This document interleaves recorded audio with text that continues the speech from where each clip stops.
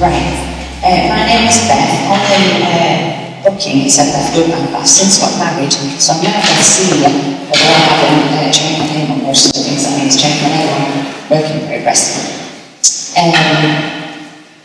I am a teacher in my day-to-day life. I teach in one of the secondary special schools in Sheffield. I teach a wonderful group of young people in a kind of higher ability pathway, but my background has been in teaching kids with very complex communication needs, and that's my happy place. Give me someone that has real challenges communicating and figuring out how to make that work. That's what I love. I am a authorised children's minister, and I'm at Christchurch Door in Sheffield at the moment. That's what I need to tell you. So that's me and my work. Me as a person, I have two wonderful young people. That's Elsie and Harry. We all score up very well. Elsie is 10. She is awaiting an ADHD assessment, and Harry is 8. Harry has an ADHD diagnosis. We're awaiting an autism assessment. He's been on the waiting list for 3 years, I think we're at the moment. We also think Harry has something called PDA, which is pathological demand avoidance, which means any demand you put on Harry, whether implied or direct, causes his nervous system to activate, and he develops a fight-or-flight response. So imagine trying to get an 8-year-old out of the house this morning without actually putting demand on him. It's exhausting. I also have ADHD. I was diagnosed in September of this year, which is no surprise to anybody that knows me.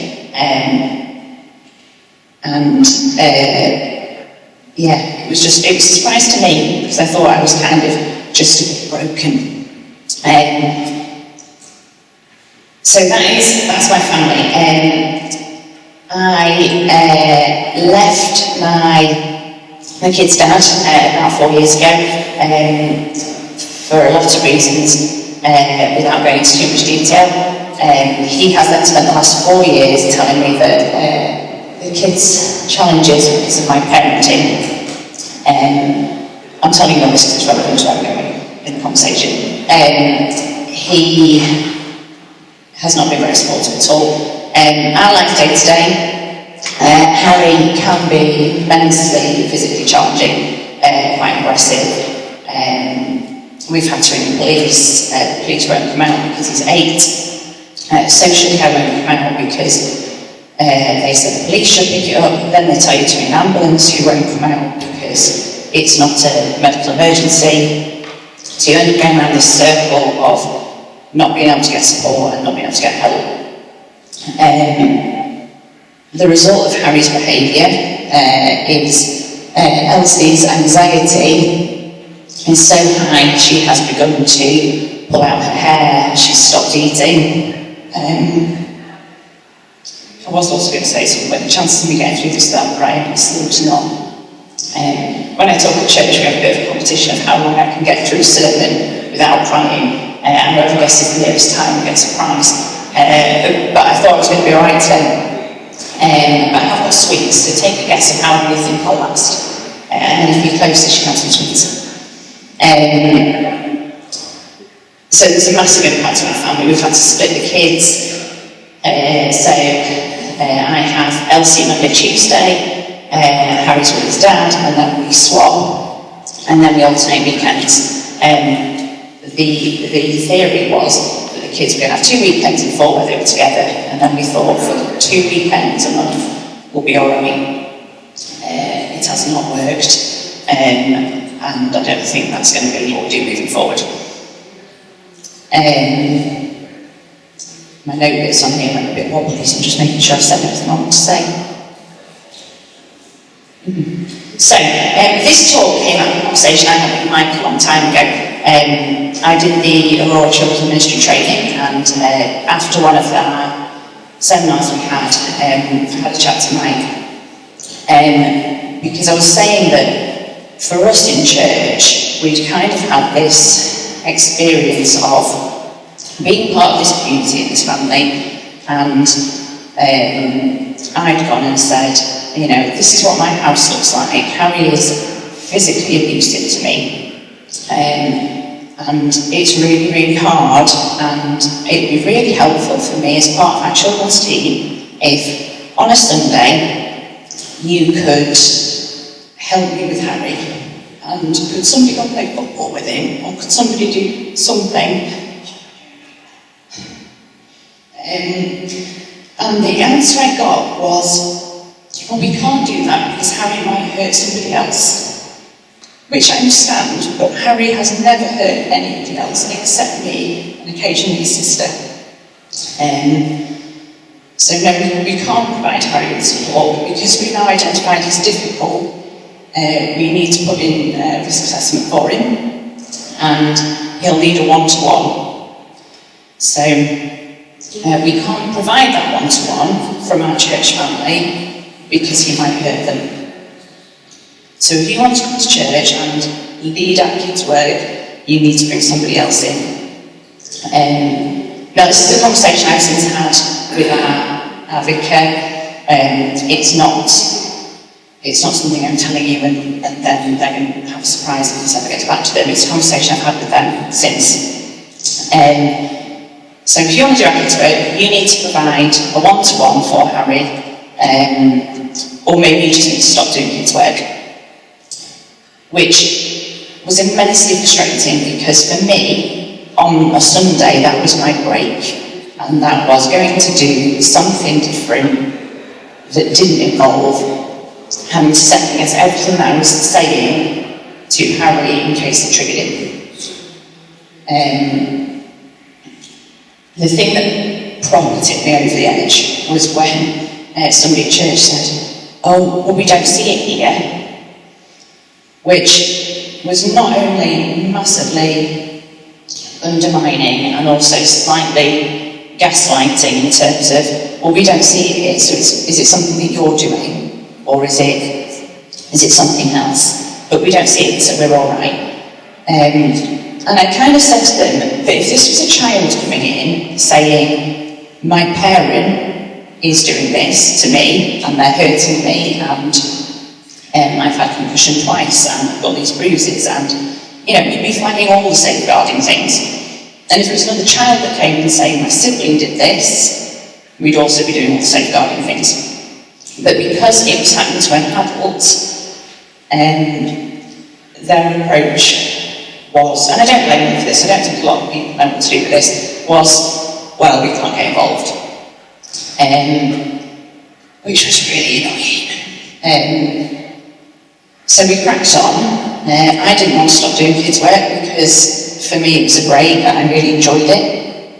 And I chatted to Mike. I don't remember much of the conversation. I think I cried through most of it.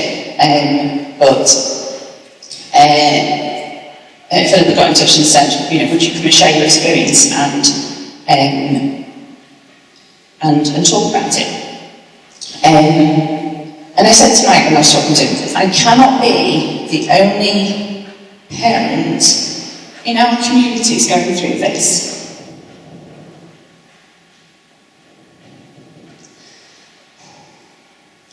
And what the conclusion we came to was that people just stop coming to church because it's too hard.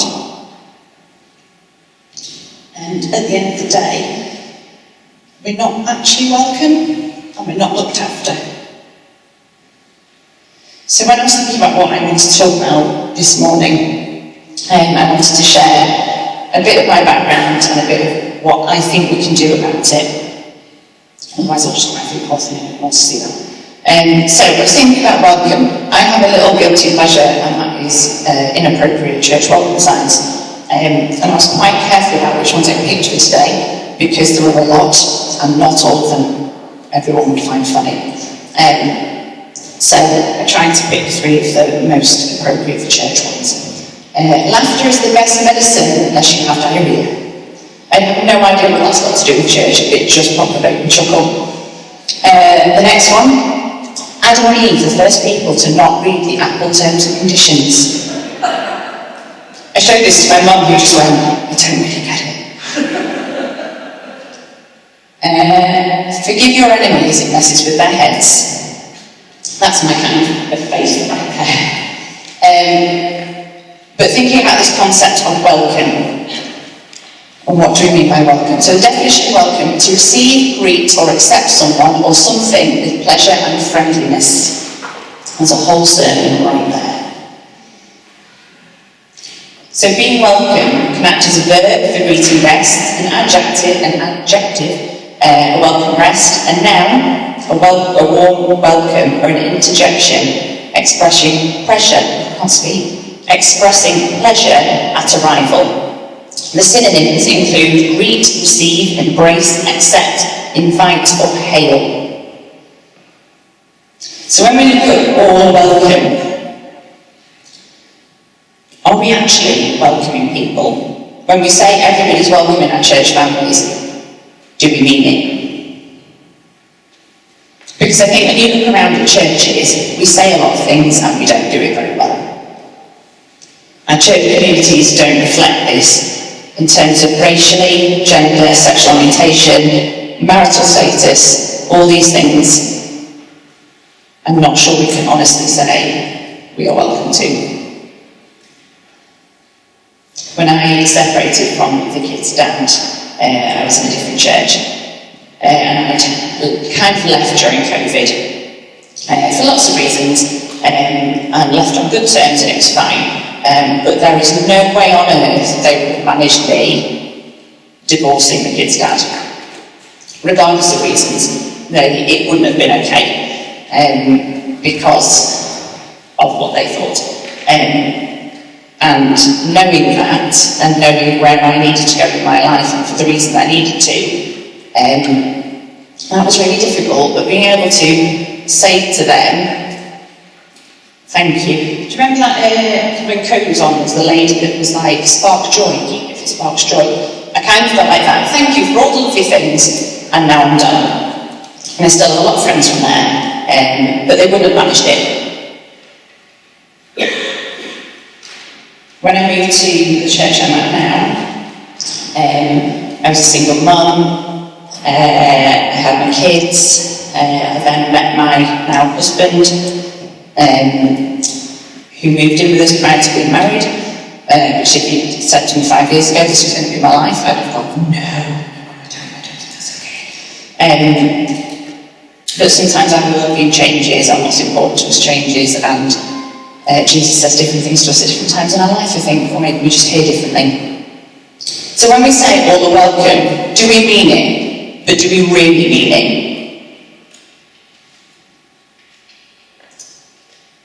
Is that what people would say about our communities? Because I don't think if you ask the communities around us, they would necessarily say the church is a welcoming place.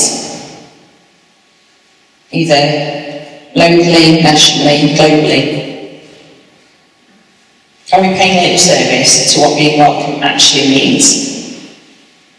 Do we genuinely mean we love you unconditionally, regardless of anything else? Or do we mean we love you unconditionally if we fit our mould? I remember somebody once saying to me, when people join a church, we do the believe, belong, behave thing of you can believe and you come to belong in our community and then you change the way you behave because of this. And I get that as a concept. But if people believe and want to belong and their behaviour doesn't change, do we still welcome them? Or do we go, oh, you're not following Jesus like we think you should, and maybe you need to go elsewhere? I should probably also say, I'm really quite blunt and don't really have a filter, so I'll just say it as I see it. Are we okay with being challenged? Are we okay with being uncomfortable? Are we okay with people being in our communities that make us feel a bit, oh, we don't know what to do here? Are we comfortable with learning new things and changing what we do because of that? And are we comfortable with change? Because a lot of people aren't.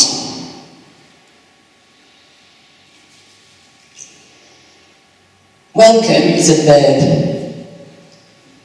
To accept with pleasure. You could do a whole sermon on that alone.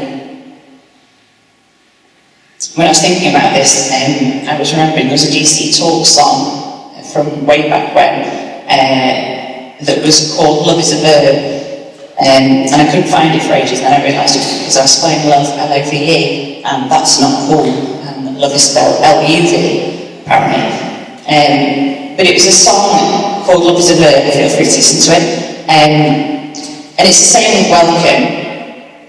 Welcome is a doing word, it's not passive. You can't welcome somebody by just sitting down and not engaging with them. Are we accepting with pleasure? Or are we putting up with people? Or are we trying to change people? Am I doing that with pleasure? The strategies and attitudes that we use to support particularly people with special educational needs and disabilities, or additional needs, or whatever phrasing you want to use, they're good for everybody. We're not doing things just because of those people, we're doing things because they're good for us all. You might notice this on the bottom, I did it this morning probably, there's a schedule of the talk, because who doesn't want to know when the talk is going to end? Who was starting to listen and thought, oh my goodness, how much longer is this going on for? It's good for everybody, the strategies are good for everybody. I'll talk a bit more about that later. Are we reaching out to communities? When we talk about schools work, how many people are going into special schools? I was having a conversation with my mum about this. My mum's part of a different congregation, and she was saying, oh, what school is what parish is your school in? So we were trying to figure it out, and I was like, well, I think it must be Norton. And she was like, oh right. I said, why? And she went, because that's our vicar's parish. I was like, well, he needs to get some backside into school. Because we don't think about schools, special schools. We do schools work, and we do outreach, and we go and give Easter eggs to the local primary school.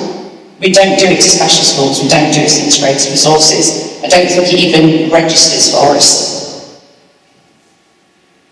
Sheffield has a number of respite provisions around the city. I'm sure a lot of places do. Do we do anything to support them? Does it even occur to us? Do you even know in your parish or your community what schools you have that are special schools? Just some food for thought. Welcome is an adjective. A welcome rest. I've been trying to teach my class describing words this week. It has not gone well. You think it'd be alright, apparently it's not. We've been describing words. When we talk about a welcome rest, what does that describe for you? How do you do welcome? So just going to have 2 or 3 minutes just to talk. I'm sorry for introverts among you. I feel the pain. We're just going to talk on our tables for a couple of minutes about what does welcome look like in your setting and how do you do welcome. Go. Fantastic, thank you. One of the things I was talking to a number of my class students' parents, so I've got a class of 12. Out of my 12 young people, I think 5 are part of church communities around Sheffield. And I asked them what kind of things were helpful when they start going to church. So one of the things they said was, we need things before we arrive. So there's no point in waiting for your congregation or your community to have somebody join it and then go, oh, we'll put all these things in place. Because as a parent of somebody with additional needs, I will not be coming to your church unless I know that you've got stuff in place already. Because getting to church is enough of a hassle, sitting through church is enough of a hassle. I don't have capacity to preempt what you've got, what you haven't got. I was watching signing earlier. I used to do British Sign Language way back when, very hard practice. I tend to use Makaton now, which is different. So British Sign Language is a language in itself. Makatoni is science supported English. I do some kind of weird hybrid mix, which drives my school staff looping because our science team not go, that's not it. Oh, I'm sorry. There's no point in waiting for somebody who is hearing impaired or deaf to come to your community and then go, we need to put signing in place. People won't come to your churches and your church families unless you have stuff in place already. So please don't wait until you have a need to then meet it. Let's be proactive and preempt stuff. I went to Tottenham All Saints Church a couple of weeks ago, and they had, as you go in, they had a basket of ear defenders and fiddles and all different stuff, which said to me, I could bring Harry here because they've obviously either got other people that need these things or they've thought about it, and we would be welcome. They've thought about it, they've done something, we can go and be part of that community because they want us.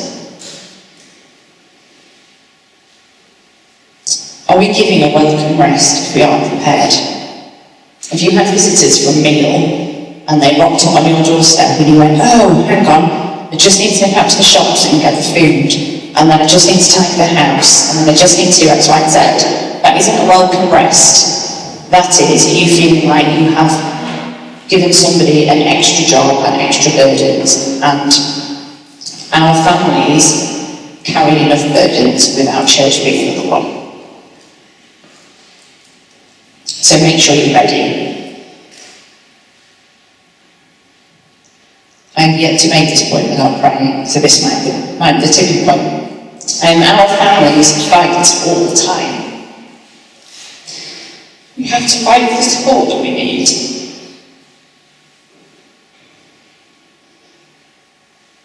And it's exhausting. I am currently fighting with social care. Who else am I fighting with? Health. Kind of a little bit of a fight with school.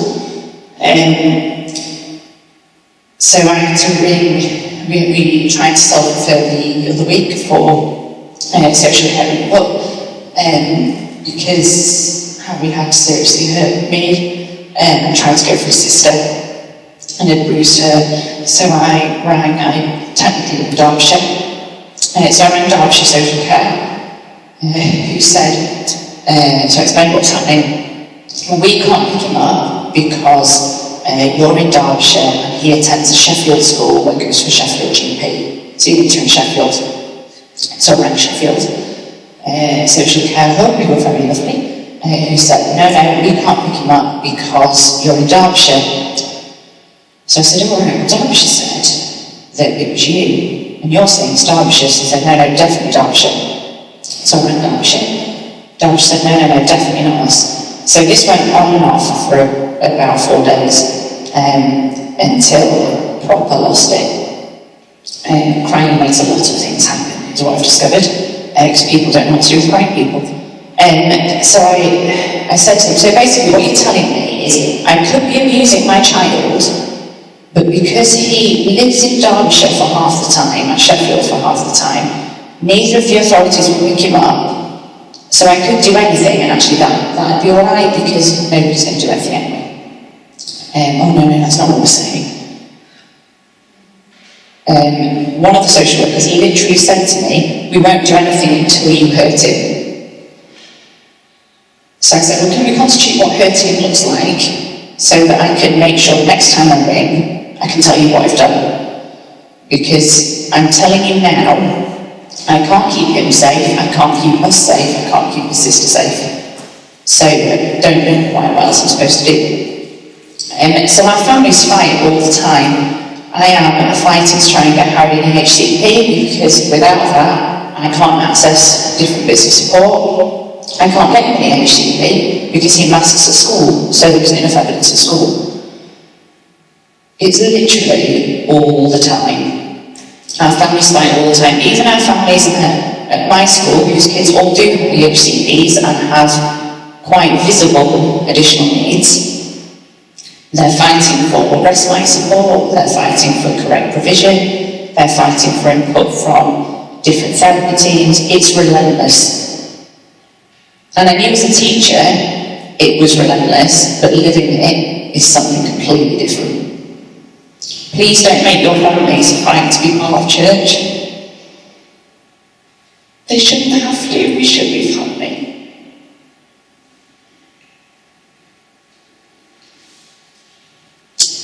Have a think about how you can come alongside people, and I mean literally come alongside people. If you have people coming into your community and your church meetings, literally come alongside us and sit next to us. Being in a new place is lonely. Anyway, being a parent to child with additional needs is lonely.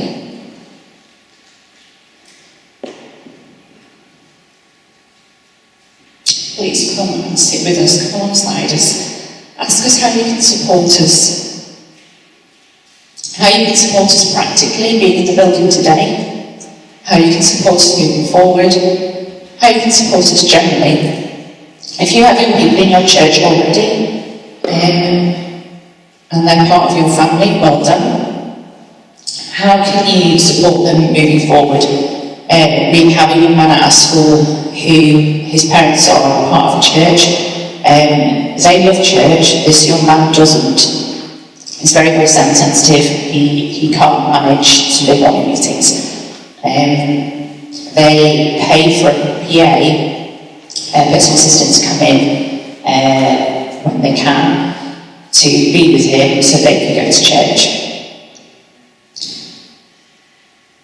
Is that something your church can support with? If you've got somebody that can't access church because they're a young person won't come to church or can't come to church, can you go and be church at their house so that parents can access stuff? I'm PA for a young man called Charlie. Charlie has very, very complex medical needs. Charlie's a massive teenager, and every time we go around he rolls his eyes at me. He came to my wedding, which was really, really lovely, and his mum said, "Oh, we never bring him to church, we don't really do church." And I said, "I know about church, we've been PAing for, I think I've had Charlie for 4 years now." I said, "I think that was kind of the conversation." And she said, "Well, we just go and people don't really know what to do with Charlie." She said, "It was lovely at your wedding, because people just kept coming and chatting to him." And she said, "We've never been anywhere like that, really." And that was really nice, because the people that were who were at my wedding are all people that I like, generally. And they were people that get it. And she said, if church was like that, we'd go, because we didn't feel weird. Although Charlie did apparently, when they came to the bit of the wedding, does anybody have any reason why they can't be married? He apparently started getting ready to vocalise, which is hilarious because he never talks in school or during the day generally. Just little things like, is your church welcoming if you have people who don't eat gluten? I will not go to a church that doesn't have gluten-free snacks. And it's just little things like that. I like going to churches that have gluten-free snacks because it makes me feel like I am welcome. And it's not a difficult thing to do. And now they actually taste reasonable. Can you babysit? If you've got young people in church or even older people who can't be left at home, can you offer to babysit? I can't currently attend a small group. There is one small group that met on the day that I didn't used to have the kids. And I had to stop going to my ex-husband's best friends, it was all a bit complicated. But there were no other small groups that met on a day that I could go to. And there are very, very few people that I can leave my children with. Elsie will go with anybody, but I have my mum, and I have one of my TAs that used to work with me, who I can trust to babysit my children, which is somewhat limiting. Could you babysit? Touch base with people, keep in contact. I hadn't been to church for about 3 weeks. Harry wouldn't leave the house for 2 weeks, and then the week I didn't have the kids, I was done. I didn't want to sit in the room with people. So I went for a walk and it was lovely. But nobody's been in touch. I've not had anything from anybody to say, all right, how are things going? Partly that's because I haven't fully explained to church what's happening, because Sunday morning is not the time to do that when I have my kids, and I'm sobbing in a corner. So part of that is on me. When I was preparing this was last night, I thought, well, do you know what, I'm just going to message somebody, because I can't judge about nobody being in touch if I've actually not done anything about it. So I did send a message to somebody and go, can we meet up, there's a lot going on, and they said, oh, I've really been thinking about you, praying about you. And I was like, that's lovely, but it would have been really nice if you told me. I didn't say that, I will do when I see it. But I am juggling so many things, and parents are juggling so many things. Be proactive, touch base, see how people are. And it's not just on Sunday. Can we support people throughout the week? It's lovely doing all these things on Sunday morning. How we put things into kids' work, how we put things into small groups, are we adapting lots of different things to make sure people are welcomed? And let's think about all the ways we can do something. I remember having a chat with one of my church wardens who's an occupational therapy, unretired life. And I was saying, I don't understand why this is so difficult. Nothing that we need to do to make this work is difficult. It's not expensive, it's not hard, I don't understand. And she said, well, the issue is you can see how it could work because of your job. You're not looking at all the barriers, you're just looking at the, well, we can do X, Y, and Z. So let's see where we can open doors and not share with families all the reasons we can't do church well. Are you still with me? Marvellous. Welcome is a noun. We talk about extending a warm welcome. Is our welcome warm? What do we do? It's not just a case of being welcome at the door and then letting people in and leaving them. If we have people come to our home and we said, you're really welcome, come in, and then we ignore them, or we just let them to wander around our house, that isn't a warm welcome, that's opening the door. For some young people, like the young person I was talking about earlier, church isn't going to be at the building that everybody else is at, church is going to be wherever he is. So could we do church in a different way?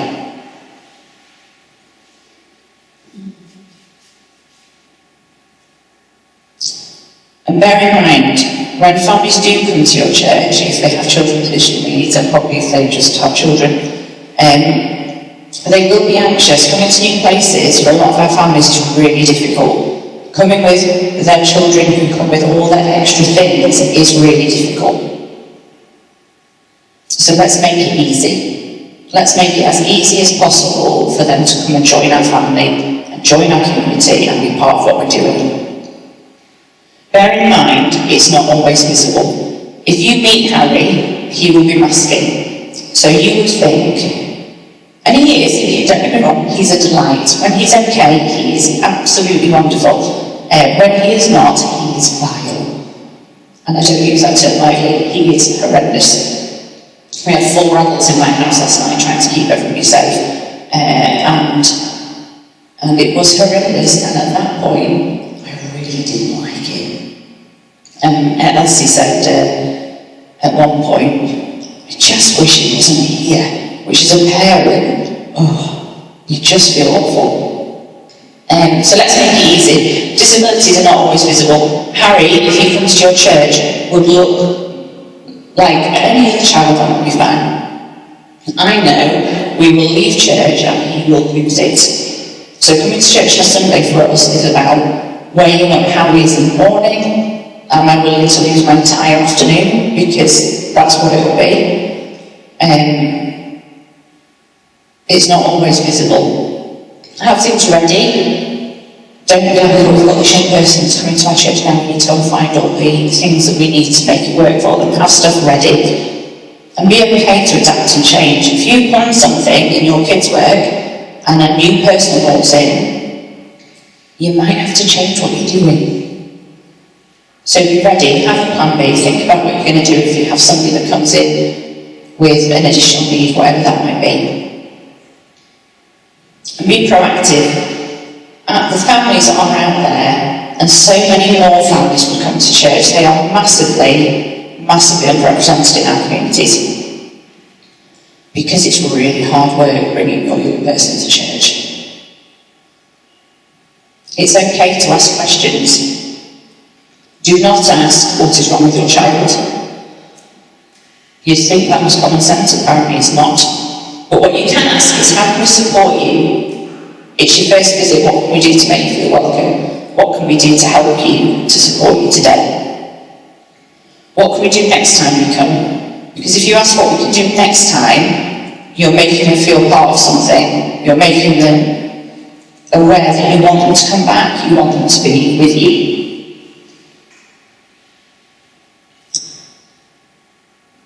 Ask them what do they need.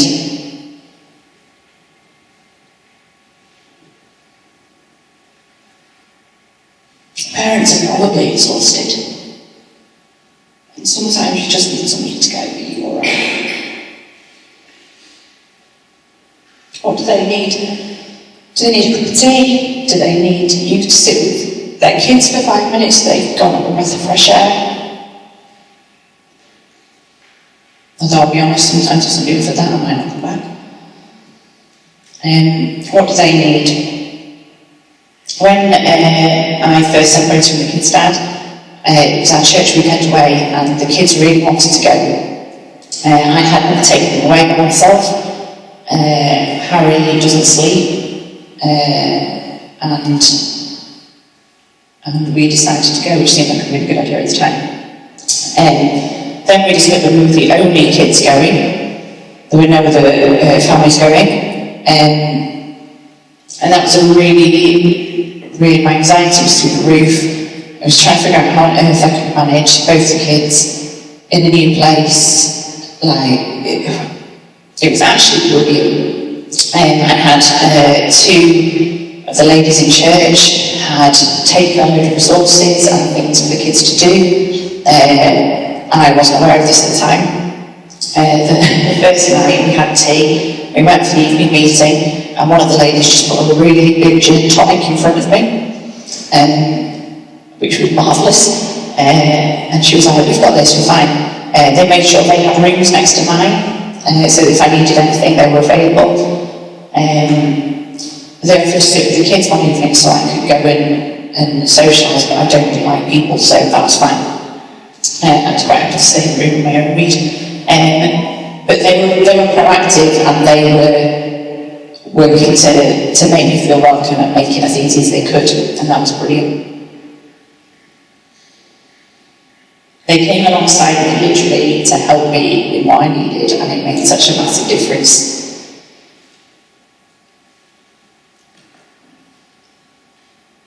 Come and sit with us, come and talk to us, bring us a drink at the end of the service, and then sit with us while we're drinking it. Because I guarantee if we walk off, we will put it down and have to go and do something else. So, and any parent, is that for any parent? But particularly for our kids with additional needs, bring us a drink. And make it okay for people to be themselves. I hate the peace. I hate it. I'm a massive introvert. I don't like talking to people. I don't like people touching me. And I don't like random people I don't know coming and going, peace of God with you. Okay, you have no idea what my life looks like, but that's fine. I hate it. And sometimes we need to make it okay for people to not join in bits of church, and that be okay. At our church we go, please stand if you're able. And I always go, and willing, because sometimes we don't want to stand up. Or sometimes, like today, maybe people did want to stand up and didn't feel comfortable to do that. We need to make it okay for people to do what they need to do in church, and it not have to be justified or explained, or maybe do explain and go, sometimes in our service we might have some people down here who are dancing, or who have the flags, or worshiping this way, and that's okay. You don't have to, you can do you. Make it very clear if your church is a church that's happy with noise. My church is only apparently happy with noise in certain areas of the building, as long as it's not close enough to the microphone. We are a church that likes noise. We are a church that doesn't mind if you're shouting in a corner. That's fine. You're all welcome. So what can we do practically? Symbols and visual prompts. For some of our young people, they might use symbols to communicate. There are really easy things you can do and easy things you can download or talk to some wonderful providers that we've got here today that have stuff that you can buy into or get involved with.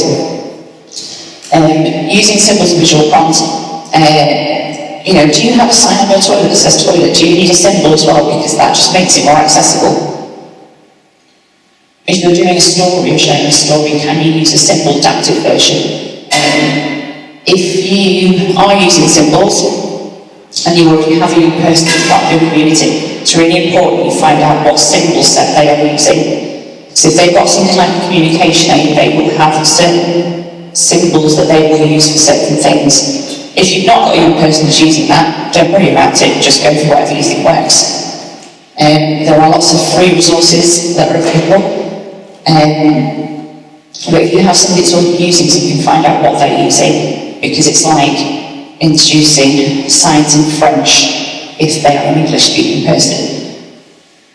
When you're talking or using in your sermons or in your stories that you're doing with kids or young people, using concrete examples on the screen or pictures just gives something to hang on to and something to frame what you're doing.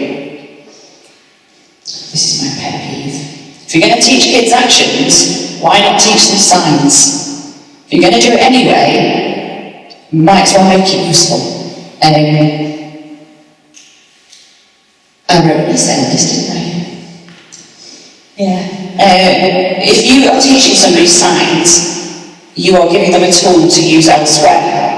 And then if you get a young person or a family into your community who needs sign, you've already got a whole group of people that can communicate with them because you've taught them things already. And it's really not hard. There are things online you can access. For a lot of kids with additional needs, they will use Makaton as a sign supported English. If you've got somebody in your community that is deaf, they will probably use BSL. If you've got somebody that's using BSL, use BSL. Learn the signs. Timelines, another timeline. I like to know when things are finishing.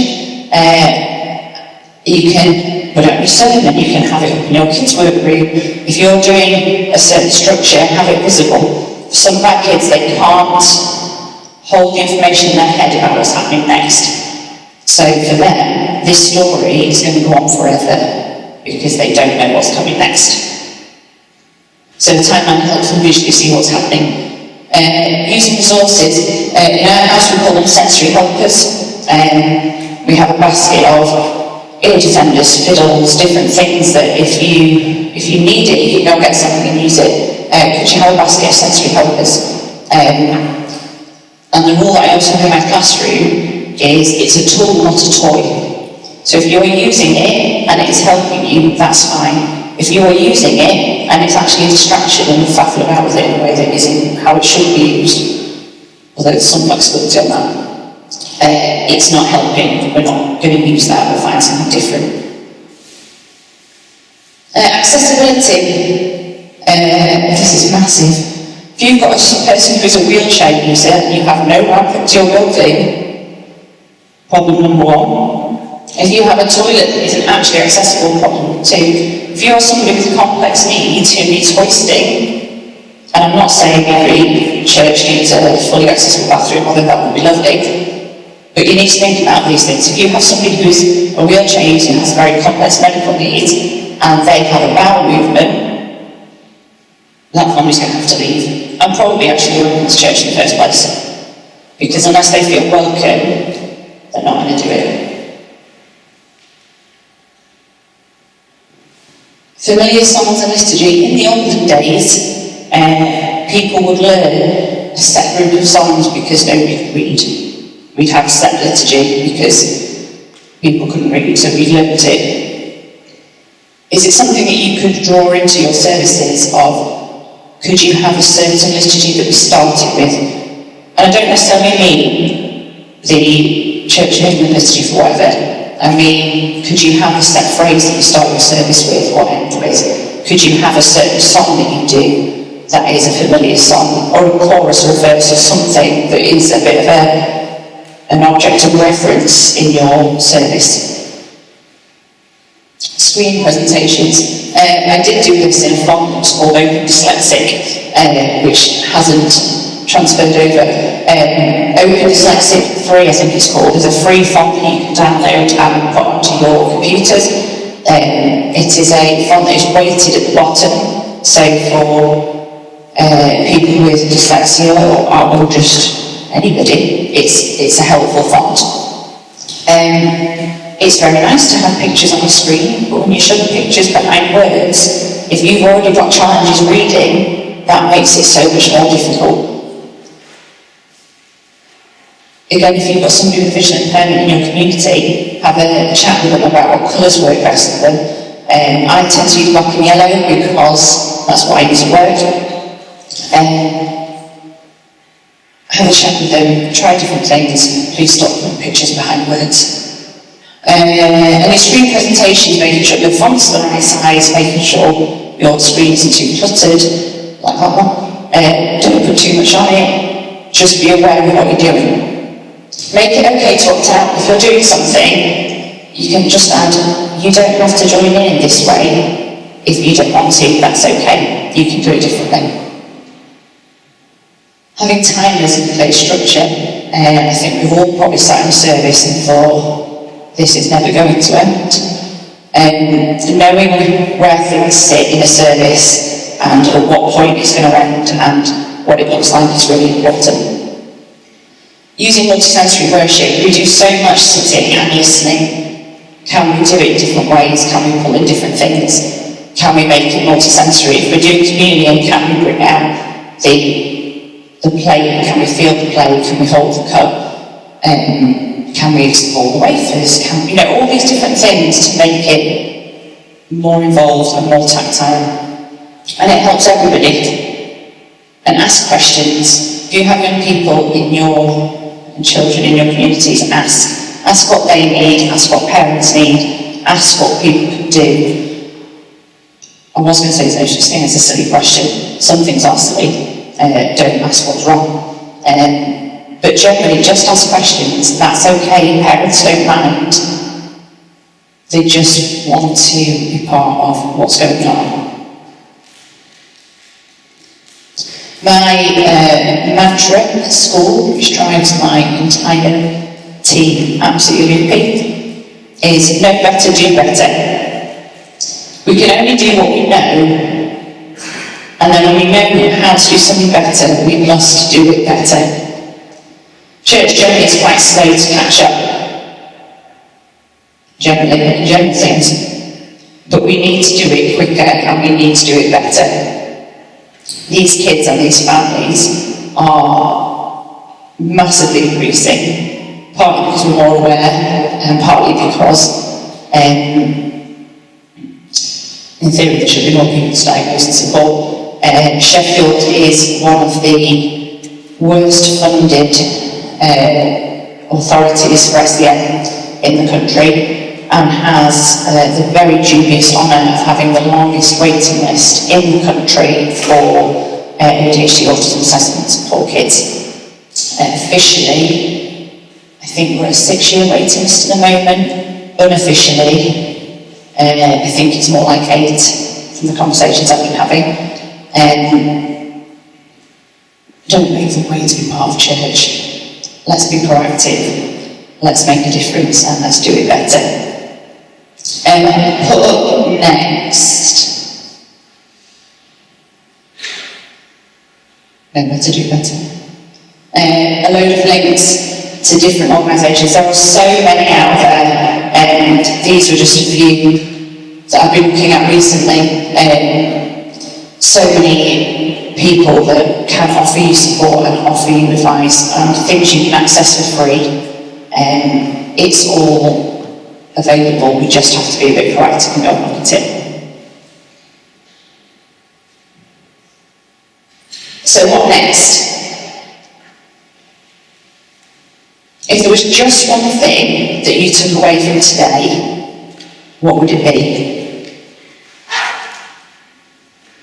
I came across the Seeds of Change analogy the other day when I was on some training, and it talks about you have a seed, so your seed do one thing, take that one thing away, what can you do this week to make a difference?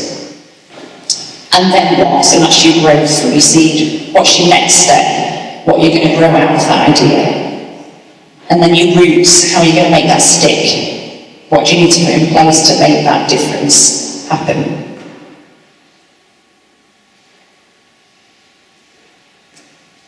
We've got a couple of minutes. So just for 2 minutes, have a talk at the table. What's your takeaway? What do you think you could do this week to make a difference in your community? The link's one. Marvellous, thank you. So just for 2 minutes, having a really quick chat about what's your takeaway from today, what could you do differently?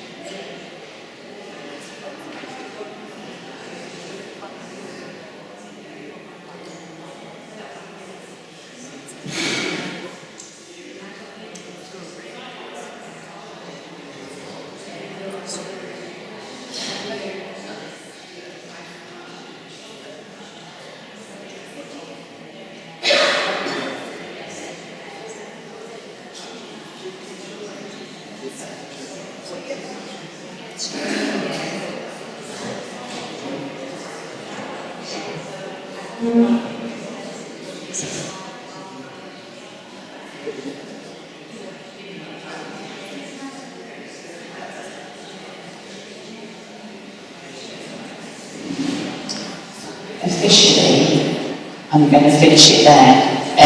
I am around until probably after lunch if you think I could be of any use. I definitely don't have all the answers, but I'm really happy to chat. So if you do have any questions or anything, I will be around.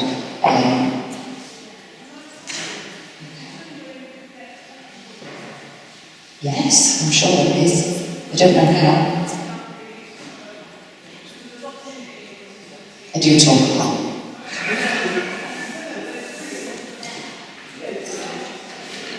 Yeah.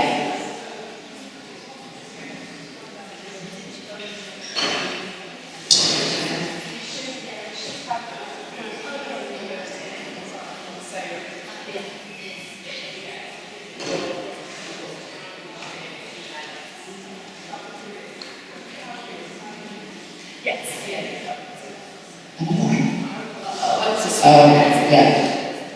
Well, so thank you very much. I made it without properly crying. Well done me. I hope you all have a lovely rest of your day. Thank you.